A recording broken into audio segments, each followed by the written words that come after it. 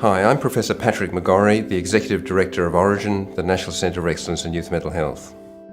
Australia needs to talk more about mental illness because most people have no idea how common and damaging it is. Take a look around. 1 in 3 people suffer from depression or anxiety.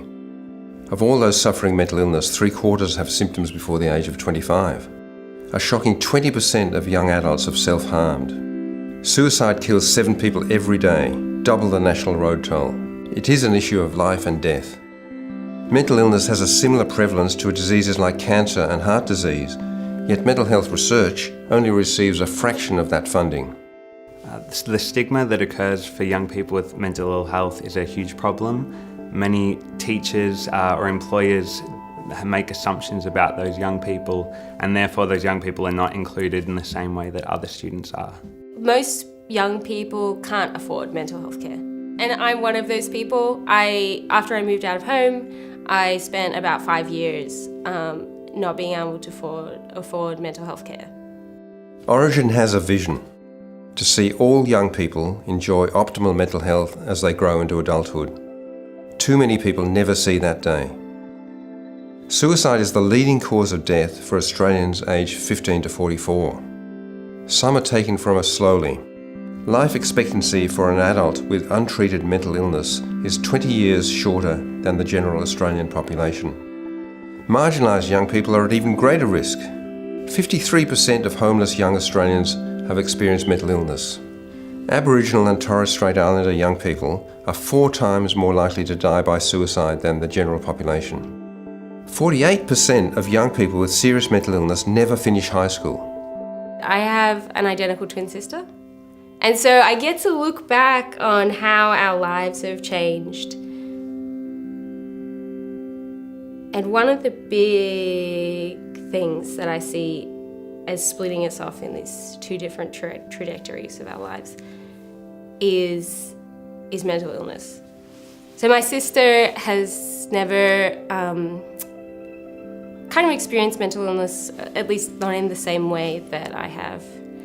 And that's really greatly affected where we are now. And it meant that she could get into work, study opportunities, and now what's kind of interesting is that we're in different social strata, and a big part of the reason was that I spent so long not being able to get better. I spent a really long time trying to get help.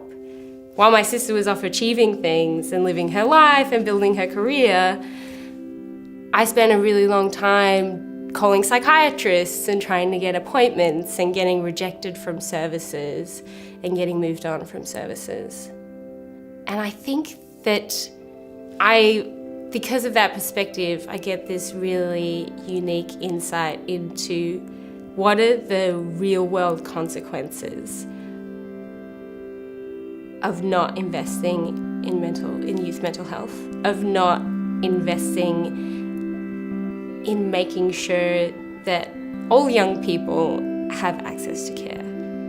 Orygen is working to turn the statistics around, but needs support. Since our work began in the 1980s, we've grown into a world leader in youth mental health and early intervention, with over 300 research and clinical staff. Our work in the early 2000s was the foundation for Headspace. Orygen designed and created Headspace, secured the funding, and rolled out the first 30 centres. By the end of 2016, there will be 100 centres across the country, helping young people through tough times. Orygen has a proven record for maximising philanthropic funding. Over the past 15 years, Orygen has received over $44 million of catalytic funding from the Colonial Foundation, leveraging it into over $500 million for Australia's youth mental health sector. Today, we want to expand and continue our research and clinical services while opening the door to new fields of innovation. We want to continue training professionals on the front line to help young people, including police officers, paramedics, clinicians, teachers and youth workers.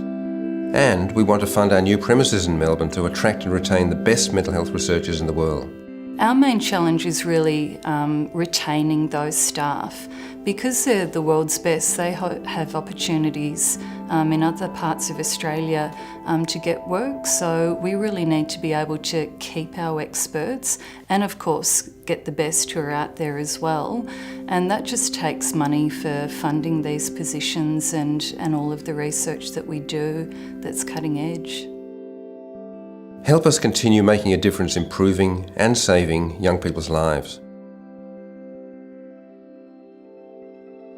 Please consider partnering with Orygen.